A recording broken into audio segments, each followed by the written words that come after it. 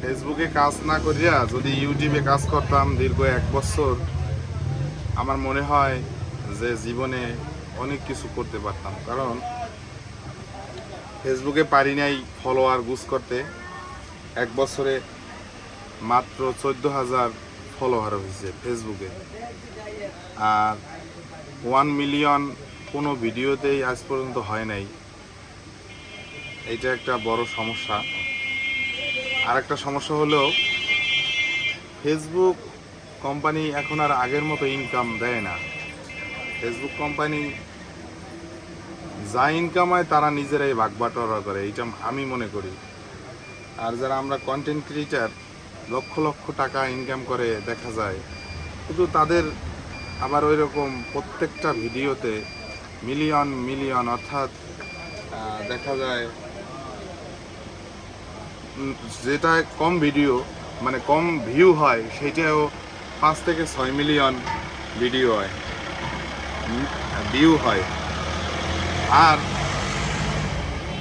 YouTube company সাধারণতভাবে দেখা যায় মানুষে পাশে রাখার জন্য, বা এর আগে আমি কখনো কাজ করিনি। ইউটিউব একটা চ্যানেল আছে, তো এই চ্যানেলটা এই ভিডিওটা দেওয়া হলো। তো ইউটিউব চ্যানেলে আমি যদি দীর্ঘ 1 বছর কাজ করতাম, আমি তো বুঝতে পারি নাই প্রথম অবস্থায়। তো আজকে দিনে ইনকাম না হয়তো মনিটাইজেশন আইতো ইউটিউবে, পাশাপাশি ইনকামও সোর্সটা একটু না একটু বাড়তো।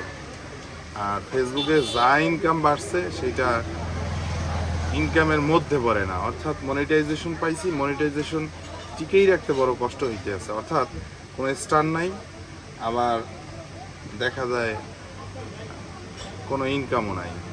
খুবই একটা বাজে অবস্থা। তো এই প্ল্যাটফর্মে এখন, ফেসবুক প্ল্যাটফর্মে ইনকাম তো নাই বললেই চলে, শুধু শুধু সময় নষ্ট।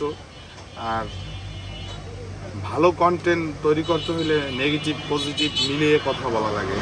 আর যখনই নেগেটিভ কথা বলি তখনই মানুষ ক্ষিপ্ত হয়, মানুষের প্রতি একটা মানে প্রতিশোধ নেওয়ার এরকম একটা ক্ষিপ্ত হয়। কিন্তু আমি চাই যে মানুষের মনের বিপক্ষে না যাইতে, অর্থাৎ সবাইরে নিয়েই বাঁচতেছে এরকম। তো ইউটিউব চ্যানেলে এখন থেকে ভাবলাম যে ফেসবুকে যে সময়টা দিতাম ওই সময়টাই এখন ইউটিউবে দেওয়ার চিন্তা ভাবনা করছি। তো আমার এই চ্যানেলটিকে আপনারা সাবস্ক্রিপশন দিয়ে বা সাবস্ক্রাইব দিয়ে আপনারা পাশে থাকুন। কারণ আমি আপনাদের ভালোবাসায় এখন থেকে বা আগে থেকেই একটু একটু করে ছিলাম, আর এখন থেকে প্রতিনিয়ত আপনাদের সদস্য হয়ে গেলাম। ভালো থাকবেন সবাই।